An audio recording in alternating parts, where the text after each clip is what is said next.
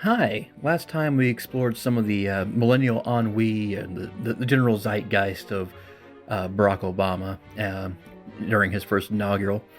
Um, and we kind of left off, there was some poetry there, like even though God, King, Obama, even if the wise sage failed to really carry us to where we needed to be, he at least offered us at least a few steps, the chance to get there. If he will not carry us to the moon, where the Muslims live, we can at least climb there. But then, reality hit us really hard in 2016. It turns out there was another generation out there, and they also had a tinge of ennui, only it expressed itself a little differently. And of course, when Trump showed up and his power grew ever greater to match his ambitions, there was like the millennials kind of reacted in a lot of different ways. I mean, sure, there was outrage, but you kind of had to laugh at a few things. One of the things you laughed about early in that nightmare was, of course, the orb. Yes, the mysterious orb, that weird photo of him touching the orb with the Saudi royals and a bunch of other guys who probably have high body counts. Anyway, the orb is very memeable. It's a very fun phrase. Orb. It sounds like it sounds like the kind of thing a unit in Warcraft would say. Orb. Anyway, the orb kind of took on a very supernatural tone because, it's an orb. It's a mysterious glowing orb, and the people looking at it look like they're molesting it. Admittedly, they're old men from a very authoritarian bent. You kind of have to expect that, but this selection kind of follows along the same general style of Obama's apotheosis. Apotheosis is a fun word. I'm going to use it. I'm just not going to say it correctly. This is a fictional take on what happened to one Donald Trump after touching the orb. It is told through a number of snippets of mainstream media and Twitter, and of course others. It really does a good job of capturing the feel of doom scrolling circa 2017. Riyadh.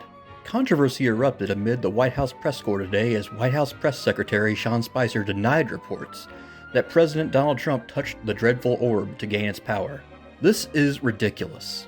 Donald Trump pledged to the American people that he would resist the beguiling siren song of the orb, and he has done so. This is yet another distraction by the failed Democratic Party trying to block President Trump's Make America Great Again agenda. Hours later, President Trump tweeted, "Yes, I touched the orb. Obama wouldn't listen to the song of the orb. Big mistake. Insulted allies and orb." When asked for comment, Spicer said, "I think the president's tweet speaks for itself." Op-ed, New York Times. Once again, President Trump crosses a red line. Have we forgotten the lessons of the past so easily? Yes, the orb's melody is alluring and seductive, but the power it grants corrupts body and mind.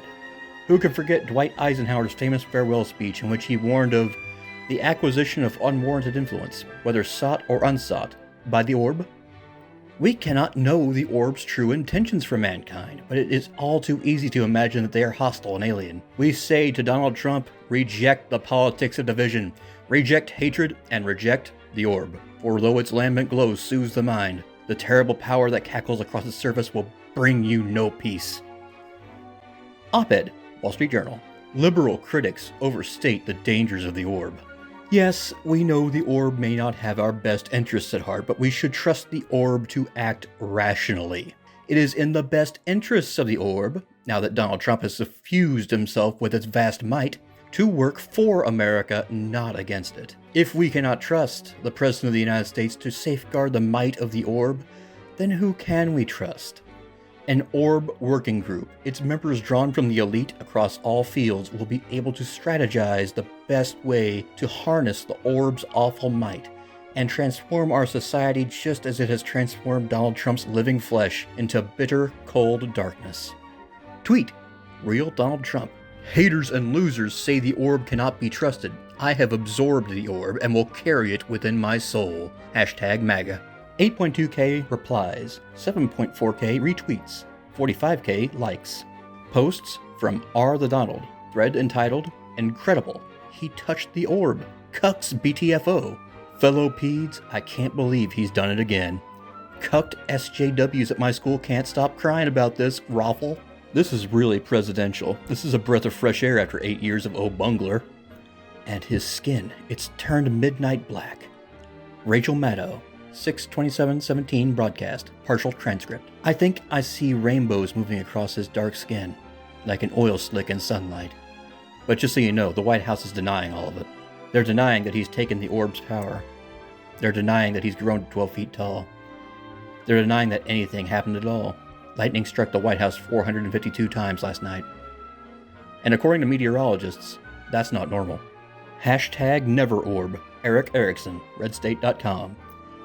The Republican Party used to stand for something greater than the pulsing orb and its horrible keening drone.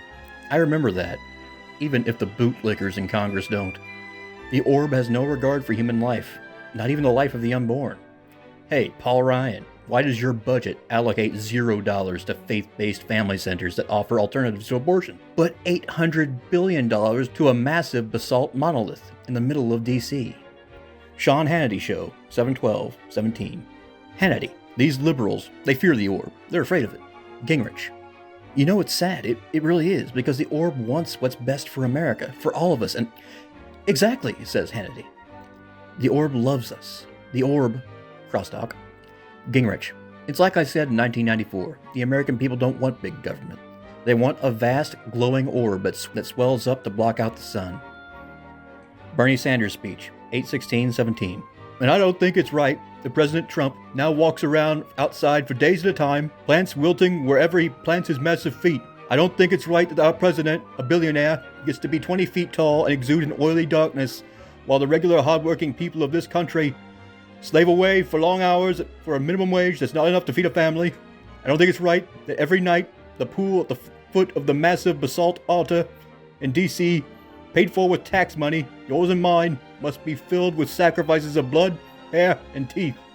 Not when millionaires and billionaires pay less tax than at any time in the last century.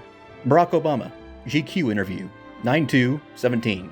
I don't want to sound overly critical, but when I was president, I didn't touch the orb for a very good reason.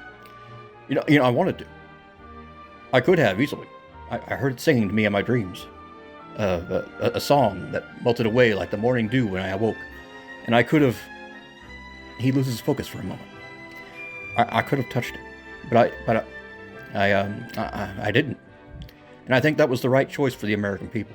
And when you look at the boiling cloud of gnats that used to be our president, I think you'll agree with me.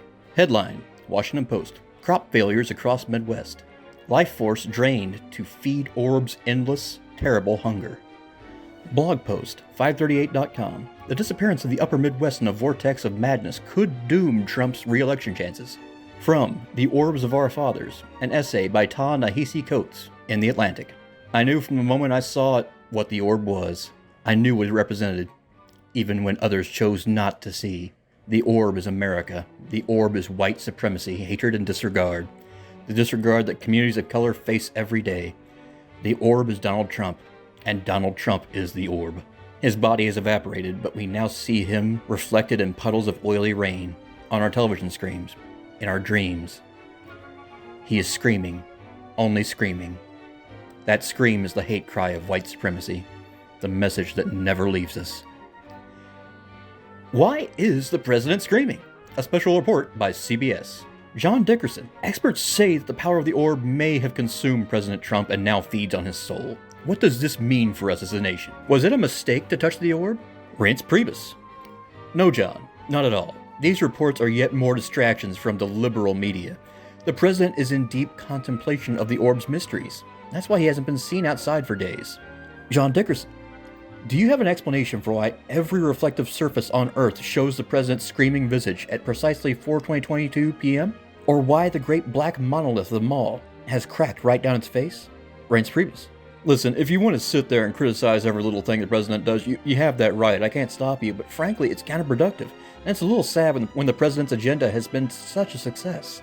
I mean, the crops are growing again. John Dickerson. The farmers are saying the crops are twisted and swollen with unholy power. They're inedible. They're useless.